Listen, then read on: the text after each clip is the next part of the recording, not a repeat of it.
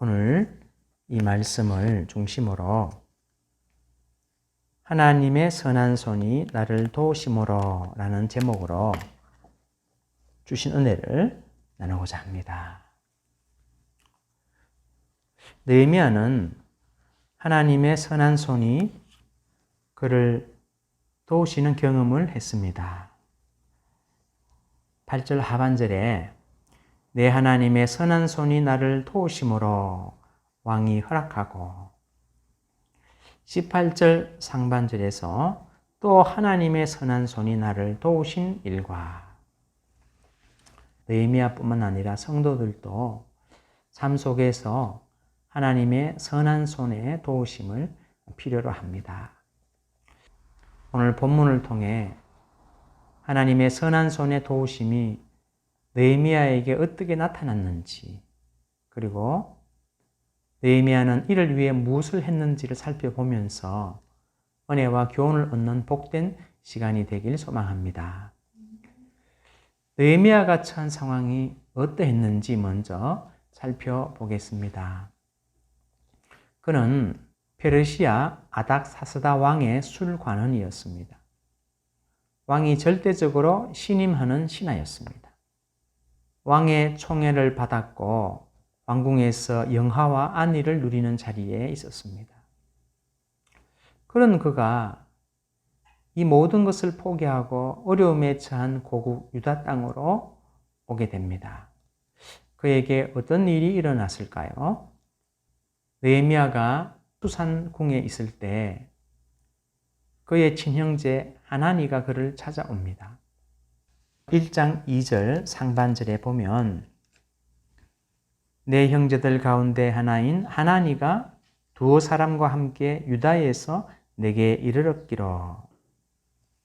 유다에서 페르시아 수산궁까지 거리는 약 1600km, 당시 교통수단으로 약 2개월 정도 걸리는 먼 거리였습니다.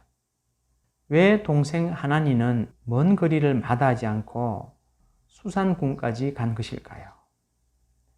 그 이유는 유대민족이 직면한 어려운 사정을 형에게 알리고 그가 고국을 위해 무언가 해주기를 바라는 소망에서 이 먼 거리를 마다하지 않고 온 것이라고 할 수 있습니다. 그렇다면 당시 유다 민족의 상황은 어땠을까요? 1장 3절 하반절에서 잘 표현하고 있습니다. 예루살렘 성은 허물어지고 성문들은 불탔다 하는지라. 구약시대 백성들은 성벽이 없으면 외적의 침략에 무방비로 노출되어 안전을 보장받을 수 없었습니다. 그런데 예루살렘 성벽이 파괴되고 성문은 불타 없어졌습니다. 왜 이런 일이 일어났을까요? 그 역사적 배경은 에스라서 4장 7절로 23절에 잘 나옵니다. 과거 유다 민족이 성벽을 재건하는 공사를 하고 있었을 때 사마리아 총독 르훔과 그의 부관 심세가 아닥사스다 왕에게 유다 백성을 고발하는 상소를 올렸습니다. 에스라 4장 15절 16절에 보면 왕은 조상들의 사기를 살펴보시면 그 사기에서 이 성읍은 패역한 성읍이라. 예로부터 그 중에서 방상반역하는 일을 행하여 왕들과 각도의 손해가 된 것을 보시고 아실지라. 이 성읍이 무너짐도 이 때문이니이다. 이제 감히 왕에게 아뢰오니 이 성읍이 중건되어 성곽이 준공되면 이로 말미암아 왕의 강 건너편 영지가 없어지리이다. 이렇게 고발했던 것입니다. 이것을 들은 왕은 성벽 공사를 중단하게 합니다. 23절 아닥사스다 왕의 조서 초본이 르훔과 서기관 심세와 그의 동료 앞에서 낭독되매 그들이 예루살렘으로 급히 가서 유다 사람들을 보고 권력으로 억제하여 그 공사를 그치게 하니. 이렇게 해서 성벽 공사는 중단되었고 짓담한 성벽을 무너뜨리고 성문을 불태워 버렸던 것입니다. 그 그 결과 예루살렘 성은 성벽도 성문도 없이 무방비 상태가 되어 언제 약탈을 당할지 모르는 불안한 상황에 놓이게 되었습니다. 그렇다면 왜 사마리아 사람들은 왕에게 고발하면서까지 예루살렘 성벽 재건을 방해했을까요? 이것은 당시 페르시아 제국 내의 정치적 역학관계를 살펴보면 알 수 있습니다. 넓은 페르시아 제국은 20개의 속주라는 행정 단위로 분할되어 있었습니다. 각 속주의 책임자는 총독이었는데 다민족으로 이루어진 페르시아 제국의 속성상 속주 간의 패권을 잡기 위한 상호 견제가 심하였던 것입니다. 이런 상황에서 사마리아 총독은 예루살렘 성이 재건되어 유다 민족이 다시 부흥하게 되면 사마리아의 위협적인 존재가 될 것이므로 이를 원하지 않았고 예루살렘을 자신들의 영향력 아래에 두기를 원하여 성벽 재건을 이처럼 방해했던 것입니다.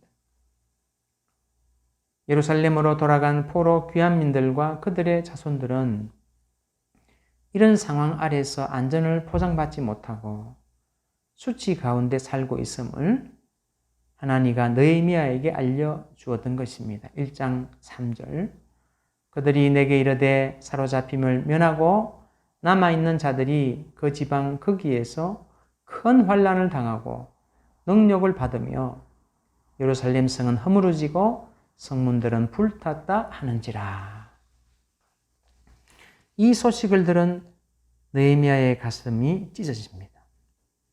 1장 4절에 내가 이 말을 듣고 앉아서 울고 수일 동안 슬퍼하며 하늘의 하나님 앞에 금식하며 기도하여 비록 자신은 페르시아 왕실에서 황제의 총애를 받고 영화와 안위를 누리고 있지만 고국 땅으로 돌아간 동족들이 당하고 있는 환난과 멸시를 생각할 때 그 슬픔을 감당할 수 없었던 것입니다. 그런데 이것이 정치적으로 민감한 성격이기 때문에 비록 왕의 절대적 신임을 받고 있다 해도 느헤미야가 어떻게 할 수 있는 문제가 아니었다는 것입니다. 자신이 모시고 있는 아닥사스다 왕이 명령을 내려 성벽 공사를 중단시켰기 때문입니다.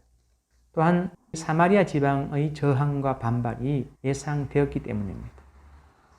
이런 사정에서 느헤미야는 하나님께 매달려 기도합니다. 그 내용이 1장 5절로 11절에 나옵니다. 하나님, 저로 왕에게 은혜를 입게 하셔서 고국 땅으로 돌아가 성벽을 재건할 수 있도록 형통한 길을 열어 주옵소서. 이것이 그의 기도입니다. 느헤미야는 일신의 영화와 안일은 생각하지 않고 오로지 조국 유다가 직면한 환난과 수치를 면하기 위해서만 기도했던 것입니다. 이런 점에서 느헤미야는 자기 민족을 뜨겁게 사랑한 사람입니다. 다시 말해 뜨거운 애국심을 가진 사람이었습니다. 이 문제를 풀어주실 수 있는 분은 오직 한 분, 하나님밖에 없습니다. 느헤미야는 주야로 기도를 드립니다. 6절 상반절 이제 종이 주의 종들인 이스라엘 자손을 위하여 주야로 기도하오며 하나님은 이런 느헤미야의 기도에 응답하셨습니다. 기도의 응답은 처음 기도를 드린 때로부터 약 4개월이 지난 시점에 왔습니다. 이때는 바벨론 원력으로 니산월인데 느헤미야가 왕의 만찬 자리에서 술시중을 들고 있었던 때입니다. 4개월의 기간 동안 하나님은 여건과 상황을 조성하셨고 가장 적절한 때에 응답하셨음을 알게 됩니다. 왕후가 함께한 만찬 자리에서 왕의 마음이 느긋하게 풀어져 있을 때 하나님이 역사하신 것입니다. 왕이 느헤미야의 얼굴을 보니 근심이 가득했습니다. 2장 2절 왕이 내게 이르시되 내가 병이 없거늘 어찌하여 얼굴에 수심이 있느냐 이는 필연 내 마음에 근심이 있음이로다. 신하는 왕의 안색을 살피면서 심기를 불편하게 해서는 안 되는 것이 법도인데 이런 즐거운 자리에서 어두운 표정으로 시중을 드는 것은 왕의 심기를 불편하게 만들어 흥을 깨뜨리는 중죄에 해당될 수도 있는 것입니다. 그런데 왕은 불쾌함을 드러내기보다 느헤미야의 표정에 염려를 표하며 이렇게 말하는 것입니다. 2절 중반절. 이는 필연 내 마음에 근심이 있음이로다. 사실 아닥사스다 왕은 페르시아 역사상 고레스와 함께 가장 훌륭한 왕으로 평가받는 인물입니다. 이 말에 깜짝 놀란 느헤미야는 자신의 결례를 깨닫고 왕에게 사연을 말합니다. 3절 하반절. 내 조상들의 묘실이 있는 성읍이 이제까지 황폐하고 성문이 불탔사오니 내가 어찌 얼굴에 수심이 없사오리까. 이때에 하나님이 역사하셨습니다. 왕이 오히려 이렇게 말하는 것이 아닙니까? 4절 상반절.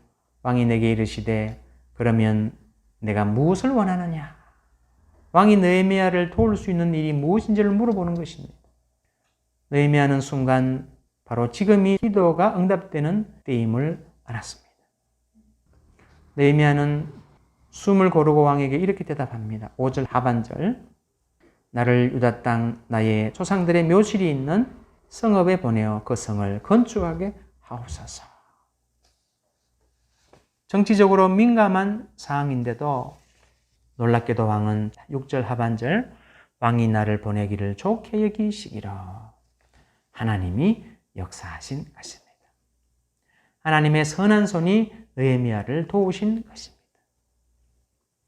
느헤미야는 곧바로 왕에게 두 가지 요청을 합니다. 속주들이 느헤미야가 유다 총독으로 가는 것을 달갑게 여기지 않을 것을 알고 7절에서 이렇게 요청하는 것입니다. 서쪽 총독들에게 내리시는 조서를 내게 주사 그들이 나를 용납하여 유다에 들어가기까지 통과하게 하시고. 이것은 정치적인 요청입니다. 그리고 느헤미야는 경제적 후원을 요청합니다. 8절 우리 같이 한번 읽겠습니다. 또 왕의 살림 감독 아삽에게 조서를 내리사 그가 성전에 속한 영문의 문과 성곽과 내가 들어갈 집을 위하여 들보로 쓸 제목을 내게 주게 하옵소서 하며 내 하나님의 선한 손이 나를 도우심으로 왕이 허락하고. 성벽을 재건하는 데 필요한 제목까지 제공해 달라는 것입니다. 어찌 보면 당돌하게 들릴 수 있는 요청입니다.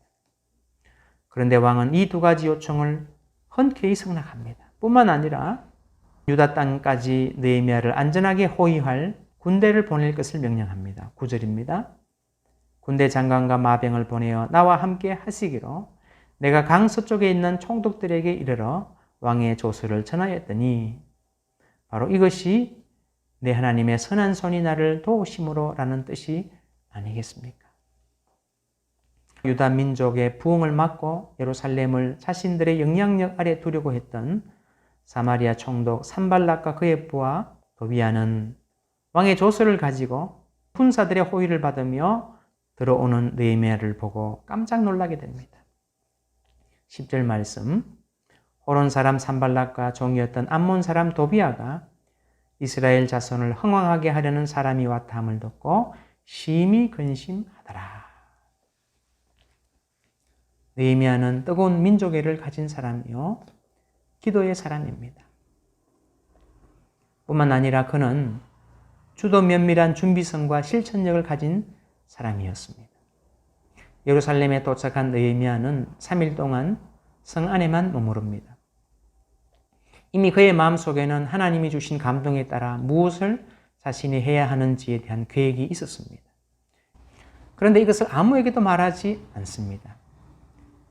그리고 밤중에 일어나 나귀 한 마리와 척근 몇 사람만을 데리고 나가 성벽의 상태를 확인합니다. 왜 이렇게 하는 것일까요?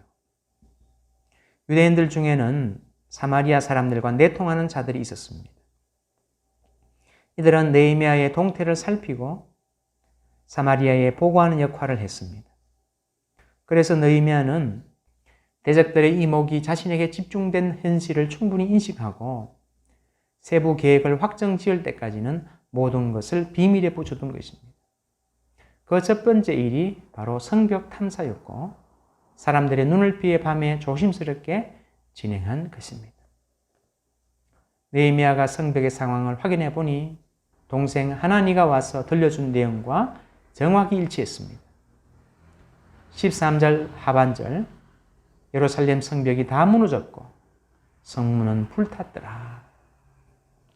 어떤 곳은 성벽이 무너져 내려 낙이 한 마리조차 지나갈 공간이 없었습니다. 14절, 샘문과 왕의 못에 이르러서는 탄 짐승이 지나갈 곳이 없는지라. 길이 막혀 우회하여 기드론 시내를 따라 올라가 성으로 돌아갔습니다. 이제 정확한 상황을 파악한 느헤미야는 성벽 재건의 구체적인 계획을 수립합니다. 그리고 나서 백성들을 소집해 그들에게 예루살렘 성이 직면한 가장 큰 어려움을 함께 해결하자고 제안합니다.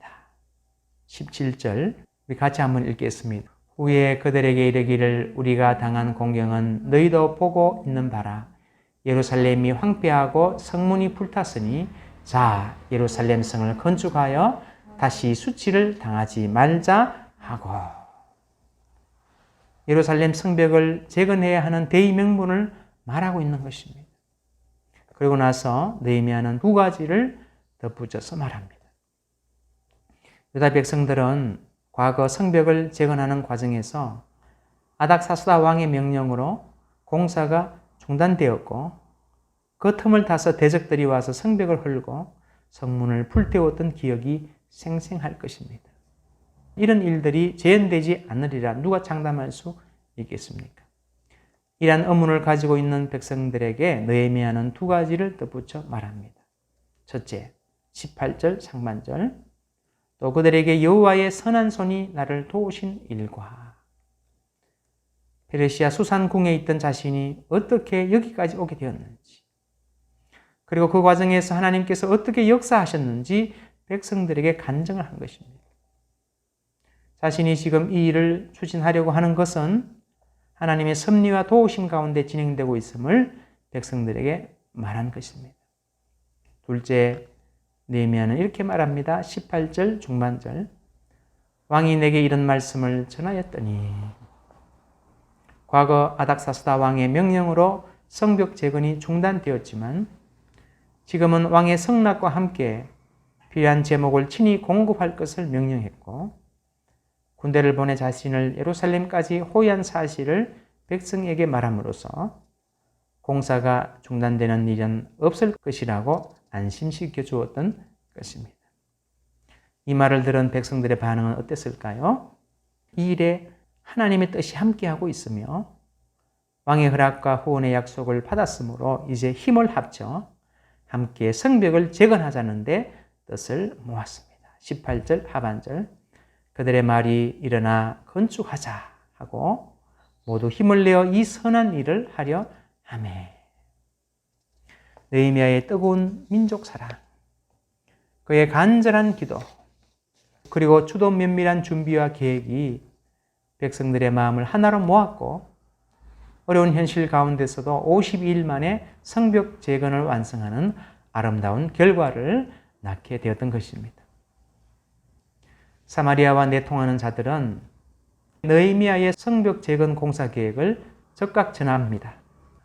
이 소식을 들은 그들은 위협을 가해 옵니다. 19절, 오른 사람 산발락과 종이었던 암몬 사람 도비아와 아라비아 사람 게셈이 이 말을 듣고 우리를 업신여기고 우리를 비웃어 이르되 너희가 하는 일이 무엇이냐? 너희가 왕을 배반하고자 하느냐 하기로. 과거 그들의 선임자들의 고발로 공사가 중단된 것처럼 이번 공사도 중단될 것이며 이것은 왕에게 대한 반역에 해당한다고 겁박을 하고 나온 것입니다. 느헤미야는 이 말을 듣고 위축되지 않고 그들에게 이렇게 대답합니다. 우리 20절 말씀 같이 읽겠습니다. 내가 그들에게 대답하여 이르되 하늘의 하나님이 우리를 형통하게 하시리니 그의 종들인 우리가 일어나 건축하려니와 오직 너희에게는 예루살렘에서 아무 기업도 없고 권리도 없고 기억되는 바도 없다 하였느니라. 여기서 느헤미야는 하늘의 하나님이 그렇게 하실 것이라고 말합니다. 성벽 재건을 성공적으로 마무리할 수 있는 것은 페르시아 왕의 도움이 아니라 하늘의 하나님이라고 밝히고 있는 것입니다. 동생 하나니를 통해 예루살렘 사정을 듣고 하나님께 기도할 때와 똑같은 자세입니다. 자신의 힘으로는 도저히 풀 수 없는 막막한 문제 앞에서 그때에도 하늘의 하나님께 간구하였고 그 결과 하나님의 선한 도우심을 입어 여기까지 왔고 지금 사마리아 사람들의 겁박 앞에서도 이 일을 형통하게 하실 분은 하늘의 하나님이시라고 말하고 있는 것입니다. 여기서 우리는 느헤미야의 한결같은 신앙을 엿볼 수 있습니다. 처음 문제를 놓고 기도할 때나 문제를 푸는 과정에서 모두 한결같이 여호와 하나님 신앙을 붙드는 모습을 보여주고 있습니다. 중심이 흔들리지 않는 모습이라고 할 수 있습니다. 하나님을 향한 깊은 신뢰와 그것에 기초하여 모든 일을 세밀하게 준비하며 조직적으로 진행해 나가는 느헤미야의 모습. 이러한 그의 모습은 그를 성경 말씀에 기초한 지도력을 가장 잘 구현한 인물이라는 평가를 많은 사람들로부터 받게 만든 원인이 되었다고 할 수 있습니다. 결론의 말씀을 드립니다. 고국 땅으로부터 1600km 떨어진 페르시아 수상궁에 있었던 느헤미야.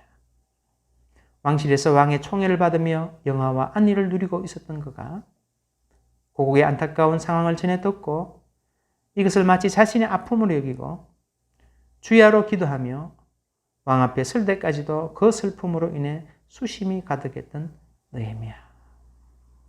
그의 조국에 대한 사랑과 연민은 참으로 귀감이 됩니다. 자신의 민족을 사랑하는 그의 마음은 왕실의 영화와 안위를 포기하고 어려운 조국 땅으로 가서 성벽 재건과 신앙 공동체의 재건을 위해 헌신한 일생을 보내게 만듭니다. 이것은 오늘을 사는 그리스도인들에게 조국의 의미가 무엇인지를 생각하게 하는 계기가 되는 것이 아닌가 생각됩니다. 둘째, 느헤미야는 자신의 힘으로는 풀 수 없는 막막한 현실의 문제 앞에서 슬퍼하며 체념하는 것이 아니라 땅의 문제를 해결할 분이 오직 하늘의 하나님 여호와이심을 믿고 주야로 기도했을 때 하나님은 그의 기도를 들으시고 응답의 환경을 조성하시고 적합한 때와 장소에서 왕의 마음을 감동시켜 느헤미야의 요청을 흔쾌히 승낙할 뿐만 아니라 왕이 후원자가 되도록 만드셨습니다. 이 하나님은 느헤미야의 하나님이 되실 뿐만 아니라 땅의 문제를 해결할 분은 하늘의 하나님 여호와 단 한 분이라는 믿음으로 기도하는 모든 그리스도인의 하나님이 되심을 우리로 깨닫게 해주는 것입니다. 셋째, 대의 명분이 뚜렷하고 하나님이 선하게 인도하시는 일일지라도 느헤미야는 신중하고 주도 면밀하게 준비하는 자세로 일을 추진했습니다. 그 결과 대내외적인 어려움 속에서도 백성들의 지지를 끌어낼 수 있었고 52일이라는 짧은 기간에 성벽 재건을 완수하는 모습을 통해 사명자에게 요구되는 자세가 무엇인지를 배우게 합니다. 마지막으로 일을 추진하는 과정에서 만나는 어려움 앞에서 위축되지 않고 형통하게 하실 분이 오로지 하늘의 하나님이라는 사실을 고백하며 붙드는 느헤미야의 한결같은 신앙의 모습을 통해 연약한 믿음을 반성하게 되는 기회를 가지게 된다고 할 수 있습니다.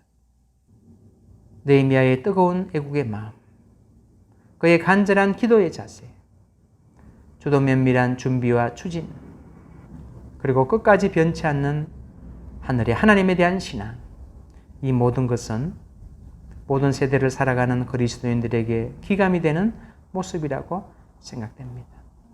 특히 오늘 성도들에게 큰 교훈과 모범이 된다고 생각됩니다.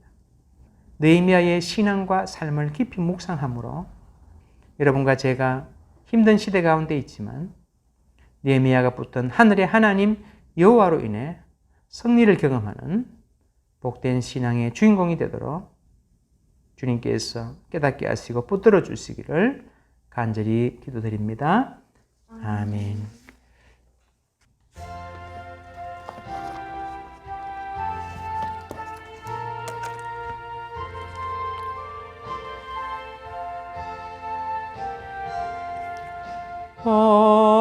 어려운 일 당할 때 나의 믿음 적으나 의지하는 내 주를 더욱 의지합니다. 세월 지나갈수록 의지할 것뿐일세. 무슨 일을 당해도 예수 의지합니다. 성령께서 내 마음 밝히 비춰 주시니 인도하심 따라서 주만 의지합니다. 세월 지나갈수록 의지할 것뿐일세. 무슨 일을 당해도 예수 의지합니다. 밝을 때의 노래와 어둘 때의 기도로 위태할 때 도움을 주께 간구합니다. 세월 지나갈수록 의지할 것뿐일세.